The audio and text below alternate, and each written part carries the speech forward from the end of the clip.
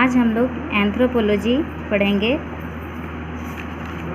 Anthropology chapter 1 Bharat की जनजातियाँ। इसमें हम लॉन्ग क्वेश्चन पढ़ेंगे। तो हमारा सबसे पहला क्वेश्चन है, भारत की जनजाति भौगोलिक विस्तार एवं भारतीय जनजातियों का वर्गीकरण, भाषा, प्रजाति एवं अर्थ।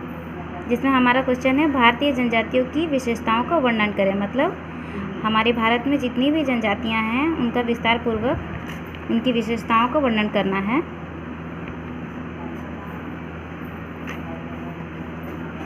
भारतवर्ष में एक और विभिन्न प्रजाति तत्वों का जुड़ाव है और दूसरी ओर विभिन्न भौगोलिक क्षेत्रों का। मतलब भारतवर्ष में जिस प्रकार प्रजातियों का आपस में जुड़ाव है, उसी प्रकार विभिन्न भौगोलिक क्षेत्रों में भी आप देखेंगे कि अलग अलग प्रकार की जनजातियां पाई जाती हैं। भारत के इन विभिन्न क्षेत्रों पर अनेक ऐसे मानव समूह बसते हैं जो कि आज भी सभ्यता के आदिम स्तर पर है। मतलब आज भी भारत की विभिन्न जनजातियां ऐसे जगह पर रहती है जहां पर उनकी सभ्यता बहुत निम्न है। प्रायः ये सभ्य समाज से दूर जंगली, पहाड़ी या पठारी क्षेत्रों में रहते हैं और प्रत्येक अर्थ में अत्यधिक पिछड़े हुए हैं। मतलब ये अधिकतर पहाड़ी इलाकों में, जंगलों में, पठारों में रहते हैं और ये बहुत ही पिछड़े होते हैं। इन्हें ही वन्य जाति, आदिवासी जनजाति आदि नाम से जाने जाते हैं। अर्थात इन जो समूह ऐसे स्थानों पर रहते हैं, इन्हें वन्य जाति, जनजाति, आदिवासी के नाम से हम पुकारते हैं।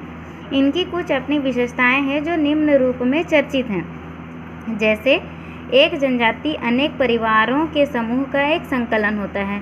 हम हमेशा ये देखते हैं कि किसी भी गांव में चले जाएं जो बहुत पिछड़ी होती, वहाँ पे लोगों का जो परिवार होता है वह काफ़ी बड़ा होता है, जिनमें सदस्यों की संख्या अत्यधिक होती है और ये एकजुट होकर रहते हैं। प्रत्येक जनजाति की अपनी एक सामान्य भाषा होती है जिससे विचारों का आदान प्रदान और पारस्परिक एकता एवं सामाजिक संगठन का विकास सरलता से हो सके।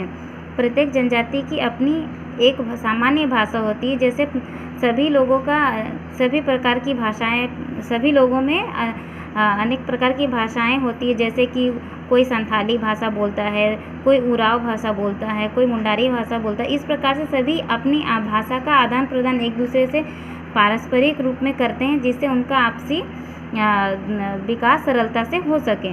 भारतीय जनजाति का एक सामान्य नाम होता है। प्रत्येक जनजाति का एक अलग नाम होता है, जैसे संथाली, उराव हो, खड़िया, मुंडारी इत्यादि।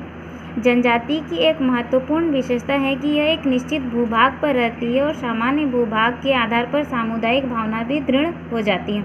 मतलब जो भी जनजातियाँ किसी एक स्थान पर स्थापित रहती है, वहाँ पे उनके भूभाग के आधार पर उनमें आपसी जो भावना है वो बहुत ही सख्त हो जाती है। उनमें आपसी एकता बहुत ज़्यादा पाई जाती है। एक जनजाति प्रायः एक अंतर्विवाही समूह होता है। शुरू में सभी जनजातियाँ अपनी ही जाति में विवाह करती है, परंतु आधुनिक युग में यातायात के साधनों की उन्नति के साथ एक जनजाति की पड़ोसी जनजाति से संपर्क बढ़ गया है, जिसके फलस्वरूप अनेक जनजातियाँ अपने जनजातीय समूह से बाहर भी शादी कर लेती हैं।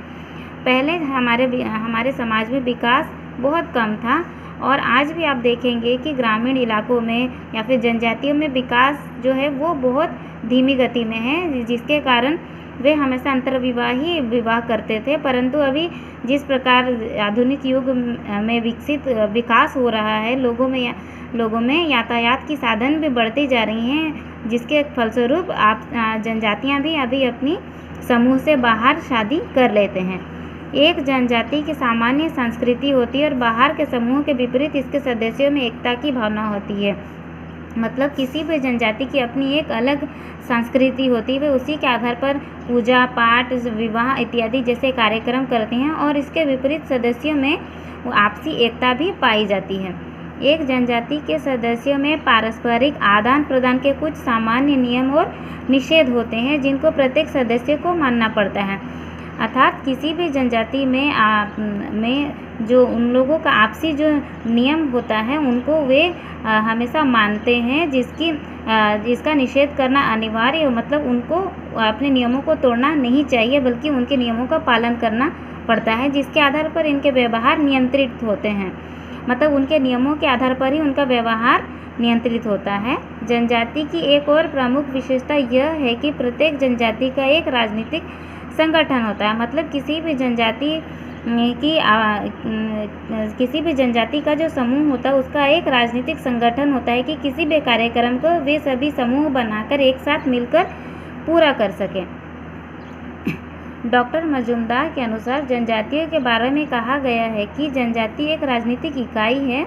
इसमें प्रत्येक जनजातीय समूह का एक राजनीतिक संगठन होता है। प्रत्येक जनजाति का बहुधा अपना एक वंशानुगत मुखिया, प्रधान या राजा होता है, जो कि जनजातीय संबंधी सभी विषयों का निरीक्षक और शासक करता है। मतलब किसी भी जनजाति में आप देखिएगा कि एक मुखिया अनिवार्य होता है, जो उस समूह को किस प्रकार से एक साथ बनाए रखता है, इसका वो निर्णय लेता है। किसी भी प्रकार की समस्या को वहाँ की मुखिया या प्रधान जो भी हो वो उस समस्या का समाधान आसानी से निकाल सके। इस संगठन के तहत बड़े बूढ़ों की एक समिति होती है जो मुखिया को जनजाति संबंधी विषयों में और उसकी एकता एवं संगठन को बनाए रखने के विषय में परामर्श देती है। अर्थात मुखिया अकेला यह कार्य नहीं करता है। इसके फलस्वरूप उसको समर्थन देने के लिए बड़े बूढ़े, उस समूह के बड़े बूढ़े उसको साथ देते हैं और उसकी उस जनजाति संबंधी विषयों में उन्हें सभी जानकारी प्रदान कर किसी भी समस्या का समाधान करने में सहायता प्रदान करते हैं। प्रत्येक सदस्य मुखिया के प्रति निष्ठावान एवं समर्पित होता है। समूह के सभी सदस्य मुखिया को बहुत ज़्यादा सम्मान देते हैं और उनकी बात का बहुत अच्छे से पालन करते हैं। तो ये हमारे एक क्वेश्चन कंप्लीट हो गया।